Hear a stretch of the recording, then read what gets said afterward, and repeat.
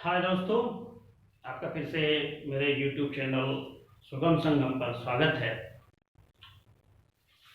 आज हम हिंदी ग्रामर का एक महत्वपूर्ण टॉपिक, एक महत्वपूर्ण हिस्सा पे बात करने वाले हैं, जो कि अक्सर परीक्षाओं में पूछा जाता है, और वो है वर्णों का उच्चारण स्थान। हमसे परीक्षा में किसी वर्ण के उच्चारण के बारे में पूछा जाता है कि इनका उच्चारण स्थान क्या है। तो स्पष्ट है कि मुंह के अंदर जिस भी स्थान से जिस वर्ण का उच्चारण होता है वो स्थान उस वर्ण का उच्चारण स्थान कहा जाता है, और इसमें हम गलतियां करते हैं। तो यहाँ हम आपको आसान तरीका में वर्णों के उच्चारण स्थान के बारे में बताने का प्रयास करेंगे, और कोशिश करेंगे कि आपको वीडियो समाप्त होने से पहले वर्णों के उच्चारण स्थान से संबंधित जो भी समस्याएं हैं वह सोल्व हो जाए। तो पहले हम ये जानने का प्रयास करें कि वर्णों के उच्चारण के लिए कौन कौन से स्थान हैं। जाहिर सी बात है कि मुंह के अंदर से जब हवा बाहर निकलती है वर्णों के उच्चारण के क्रम में, वह मुंह के अंदर कई पार्ट से होते हुए, कई जगहों से होते हुए बाहर तक आती है, और मुंह के अंदर जो उच्चारण स्थान है उसका क्या क्या नाम है। अब जब अंदर से बाहर निकलेगी, सांस जब बाहर निकलेगी, तो सबसे शुरू में होता है कंठ। कंठ स्पष्ट है। उसके बाद कंठ से जब ऊपर आते हैं तो शुरू होता है तालु। उसके बाद क्या होता है, कंठ से जब आगे हम बढ़ते हैं, दांत से जस्ट पहले, कंठ के आगे और दांत से पहले वो हो जाता है मूर्धा। और उसके बाद जब हम आगे बढ़ते हैं तो मूर्धा के बाद तो दंत ही आता है, उसको हम कह देते हैं दंत या दांत, जो भी हो। और उसके बाद दांत के बाद तो क्या है, ओष्ठ या होठ, जो भी कहिए, ओष्ठ। तो हमें याद रखना है दोस्तों कि वर्ण के उच्चारण स्थान इस 5 में से ही कोई होगा। तो पहले हमें इनको याद रख लेना होगा। अगर हम भूल जाए तो इनका ट्राई करके हम देख लें। वर्णों का उच्चारण तभी गलत होता है जब हम उनका उच्चारण गलत ढंग से करते हैं, और कोशिश करनी चाहिए कि हम वर्णों का उच्चारण अच्छी तरीके से करें। तो हम यहाँ आपको ट्रिक के तरीका सहायता से हम वर्णों के उच्चारण के बारे में हम बात करने वाले हैं। अब जैसे देखिए, पहले तो एक दिमाग में रख लीजिए कि जैसे क से प तक लिखते हैं, तो क से प तक हम लिखने वाले हैं। चलिए इधर लिखते हैं।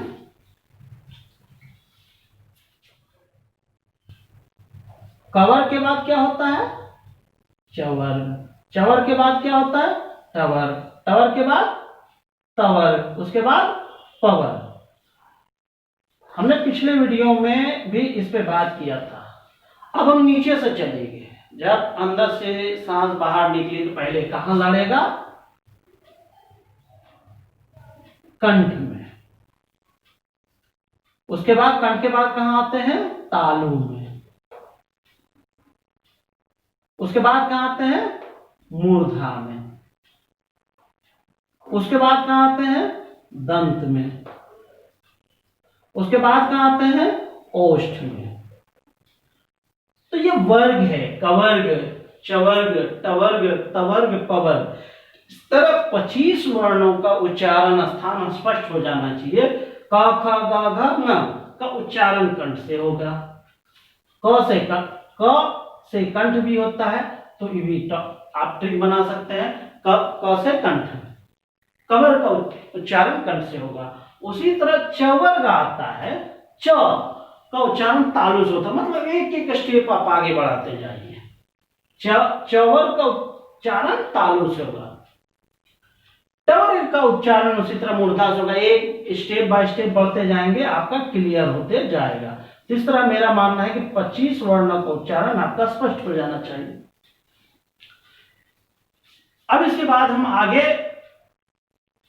वर्णों का उच्चारण के लिए हमने एक ट्रिक बनाया है, और ये ट्रिक आपको संस्कृत भाषा में है, और जो संस्कृत के विद्यार्थी हैं उनको और भी बखूबी याद होगा, लेकिन हम कोशिश करेंगे जो असंस्कृत भाषी है उनको यह आसानी से याद हो। तो हम इसको डिलीट करने वाले हैं, मिटाने वाले हैं।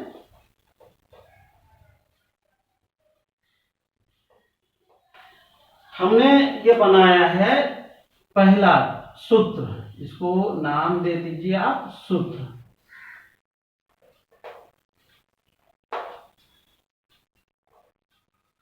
अक्कुह विसर्ग कंठ, कंठ, ये एक सूत्र है हमने बना दिया। इसमें जो है कि कंठ से जो जो भी वर्ण का उच्चारण होता है इसमें है वो सारे वर्ण आते हैं। तो देखिए कौन कौन से वर्ण आते हैं। पहले अ लिखा है तो आ और आ, उसके बाद क्या लिखा, क हर्षु का है, तो इसका मतलब है क वर्ग, मतलब इसमें 5 आ जाएगा। और क्या है, क के बाद क्या है, ह, और उसके बाद आ जाता है विसर्ग, यानी अ विसर्ग का उच्चारण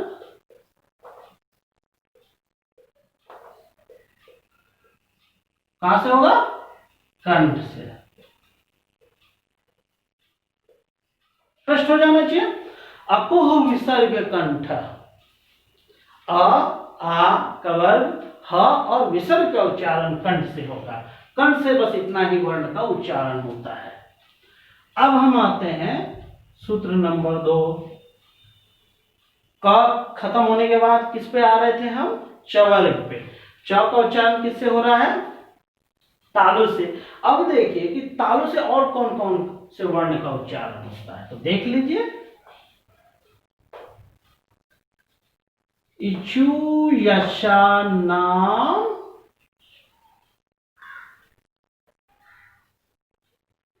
तालु, इसमें देखिए कौन कौन से वर्ण है। पहला क्या है, ई है, तो ई में दोनों ई दे देंगे, ह्रस्व दे गई, स्पष्ट है। उसके बाद च है, चहर्षुक है, तो इसमें चवर्ग हो गया। उसके बाद क्या है, य है, और उसके बाद क्या है, और तालव्य श है।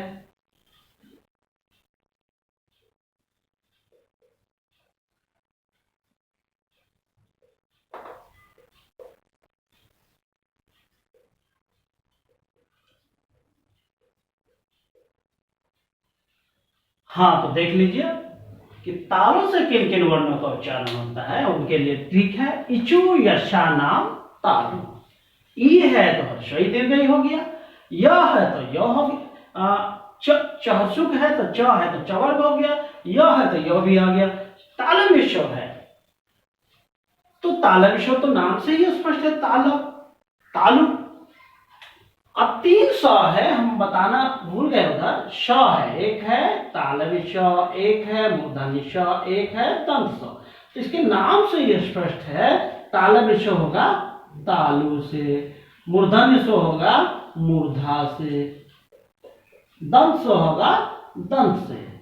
ये भी शॉर्ट कट है, ये भी याद रख सकते हैं। तो मैंने सबसे इजी एक ट्रिक में इनको पिरो दिया है, उसको आप आराम से याद रख सकते हैं। इचु यशा नाम तालु, तालु से कौन कौन से वर्ण का उच्चारण होता है, इचु यशा नाम तालु, ह्रस्व दीर्घई, ई के बाद चु आ रहा है तो चवर्ग, उसके बाद य आ रहा है तो य हो गया, उसके बाद तालव्य श आ रहा है। इन सारे वर्णों का उच्चारण तालु से हो रहा है। अब हम आते हैं ट्रिक नंबर 3 पे।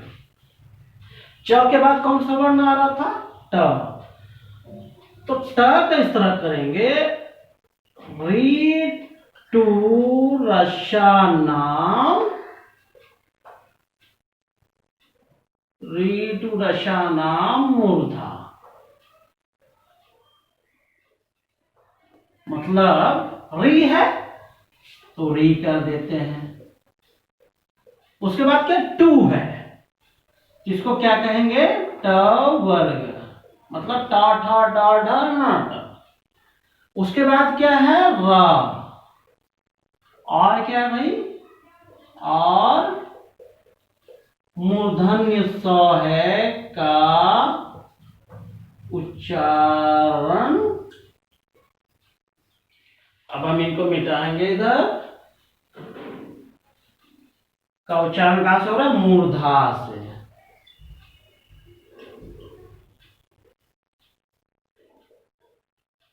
तीसरा क्या है, री टू रसाना मूर्धा। री टवर्ग है, र है और मूर्धन्य स है, इनका उच्चारण मूर्धा से होगा। अब हम आते हैं ट्रिक नंबर 4 में। टवर्ग के बाद क्या हो रहा था, टवर्ग के बाद तवर्ग आ रहा है। त का उच्चारण कहां से हो रहा है, मूर्धा हो गया, उसके बाद किससे होगा भाई, दंत से होगा। अब हम देखते हैं कि दांत से किन किन वर्णों का उच्चारण होता है। अब हम करते हैं लरी, या इनको इस तरह कह सकते हैं, उतना नहीं, लता शाम कहते हैं इनको।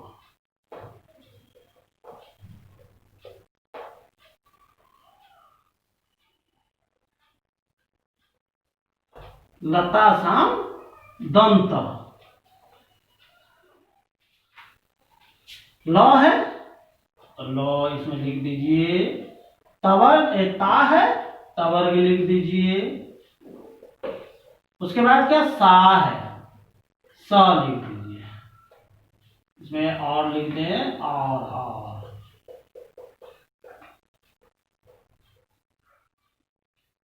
लृतु हमने बना दिया लता शाम दंत। ल ता है तो तवर्ग, सा है तो स का उच्चारण कहां से होगा,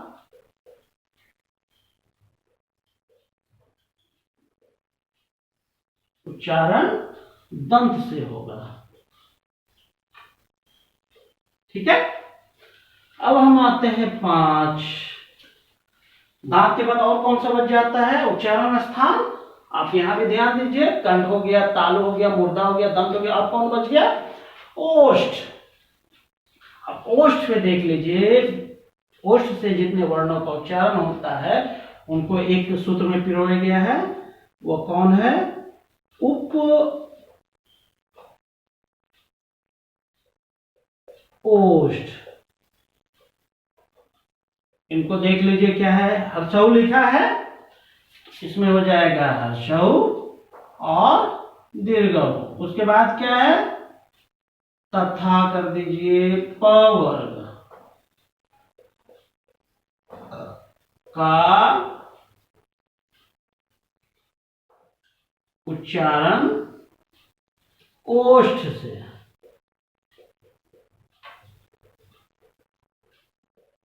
ठीक है दोस्तों, ह्रस्व दीर्घ तथा पवर्ग का उच्चारण ओष्ठ से। अब 5 उच्चारण स्थल है, पांचों से जिन जिन वर्णों का उच्चारण होता है उसको एक सूत्र में पिरोया गया।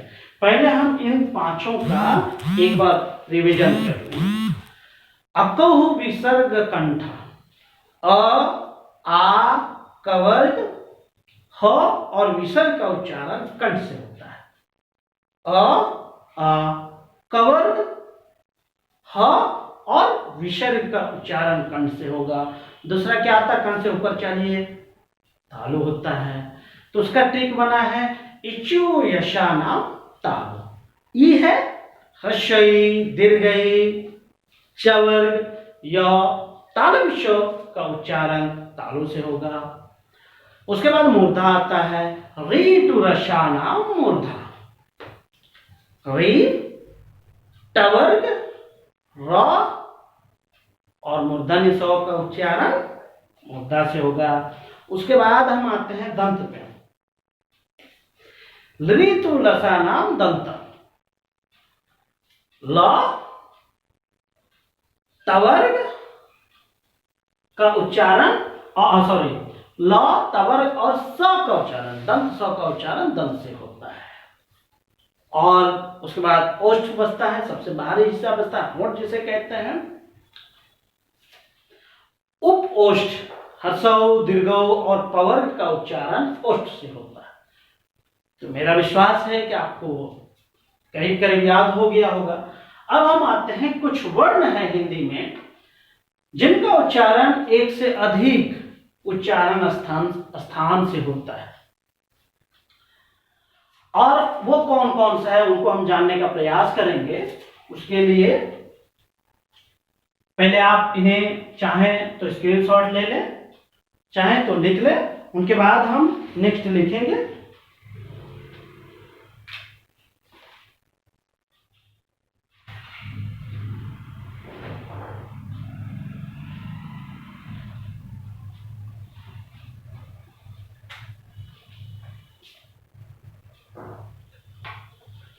अब आइए दोस्तों, इसके बाद हम छठा बनाते हैं, ए दैतो।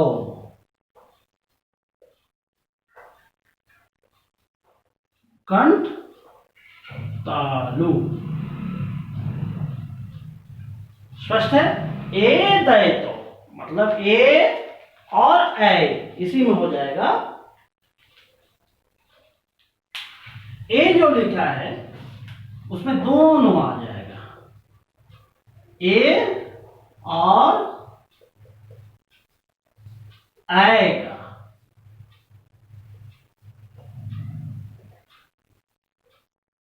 उच्चारण मुंह के अंदर दो जगहों से होता है। कौन कौन होता है? कंठ तथा तालु से। ठीक है, ये दो वर्ण है ए और ऐ जिनका उच्चारण दो स्थान से होता है, कंठ और तालु से। आपको परीक्षा में पूछ सकता है ए का उच्चारण कहां से होता है, आपको दे देगा कंठ दे देगा, दूसरी जगह तालु दे देगा, तीसरी जगह दे देगा इनमें से दोनों, या चौथा दे देगा इनमें से कोई नहीं। तो हम क्या मानेंगे? कंठ और तालु मतलब इनमें से दोनों। अब आते हैं 7 नंबर पे, ओ दौतो। इसको ओ दौतो कण ओष्ठ। ठीक उसी तरह है ओ और आओ।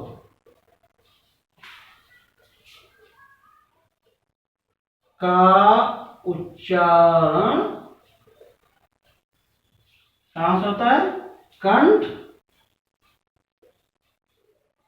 तथा ओष्ठ से।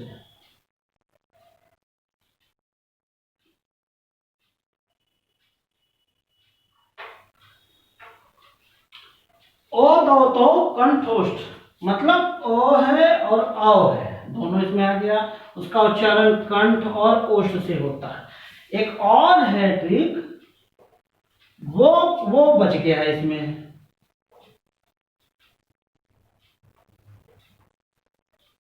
वकारस्य दंतोष्ठ।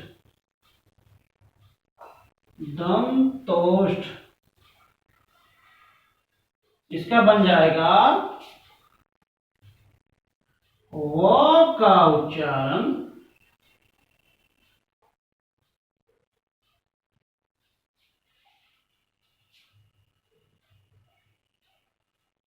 दंत और ओष्ठ से।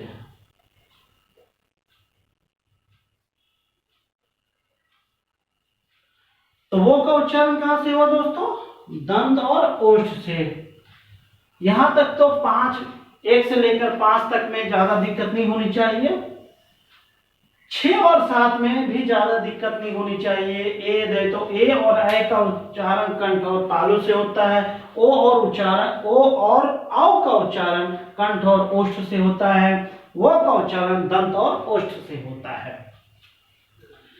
तो इस तरह वर्णों का उच्चारण स्थान है। मेरा विश्वास है कि आपको याद हो गया होगा। फिर भी अगर याद रखने में दिक्कत हो तो आप एक दो बार वीडियो को देखें, और आपको उम्मीद है कि आपको वर्णों के उच्चारण से संबंधित जो भी समस्याएं हैं वो सुलभ हो जाएंगी। और इससे संबंधित कोई भी परीक्षा में अगर प्रश्न पूछा जाता है तो मेरा विश्वास है कि आप बखूबी उनका जवाब दे सकते हैं। आप चाहें इनका स्क्रीनशॉट ले लें, लिखना चाहें लिख लें। इसी के साथ थैंक यू, जय हिंद, जय भारत।